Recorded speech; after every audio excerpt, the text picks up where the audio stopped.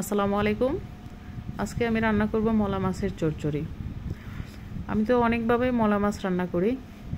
আপনারা যারা এভাবে রান্না করে খান নাই, একবার ট্রাই করে দেখতে পারেন যে এভাবে মাছ এই চচ্চড়ি মাছটা রান্না করা কত স্বাদ লাগে, একটু ঝাল ঝাল করে।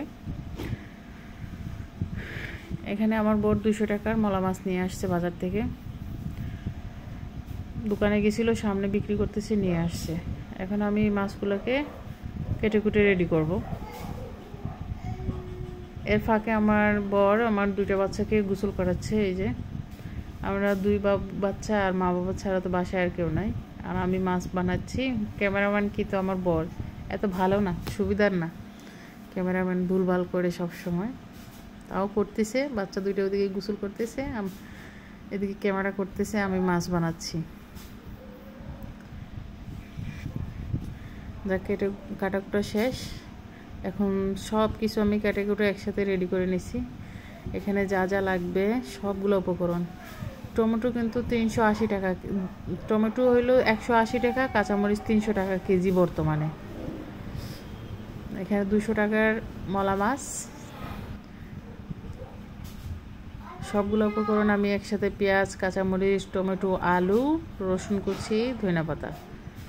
মশলার মধ্যে হইলো হলুদের গুঁড়া, মরিচের গুঁড়া আর ধনিয়ার গুঁড়া, এই 3টা মশলা আমি দিব। আর কোনো মশলা এক্সট্রা দিব না। একটু ঝাল ঝাল করে রান্নাবো। এই মাছটা যত একটু ঝাল ঝাল করে রান্না করলে বেশি স্বাদ হয়। দিয়ে দিলাম হলুদের গুঁড়া, মরিচের গুঁড়া, ধনিয়ার গুঁড়া, লবণ, সরিষার তেল দিয়ে ভালো করে মশলাগুলো একসাথে মিক্স করে নিয়েছি। এখন দিয়ে দিলাম মাছ, দিয়ে ভালো করে মিক্স করে নিব। আপনি এই মাখানোর মধ্যেই কিন্তু মূল স্বাদ। সরিষার তেল দেওয়াতে স্বাদটা আরও বেড়ে যায়, এই জন্য আমি সরিষার তেল ইউজ করছি এখানে। আপনারা সয়াবিন তেল দিয়েও করেন, কোনো সমস্যা নেই। এখন দিয়ে দিলাম পানি, আরেকটু পানি দিয়ে আমি চুলায় বসিয়ে দিলাম। এই যে পানি আরেকটু দিছি, দিয়ে চুলায় বসিয়ে দিছি। ফুল আছে জাল করব আমি। এখন একটু চেক করে নিলাম কি অবস্থায় আছে, দেখেন। এখন আমি চুলার আঁচ মিডিয়াম করে আবার ঢেকে দিলাম।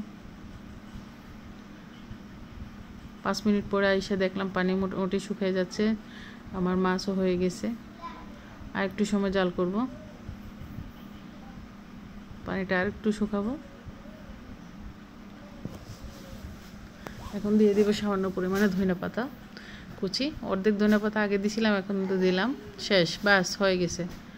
আর কোনো ঝামেলা নাই, একবারে শর্টকাট। আপনি যা কাটাকুটি করতে যতটুকু সময় লাগে, রান্না কিন্তু একদম সময় লাগে না।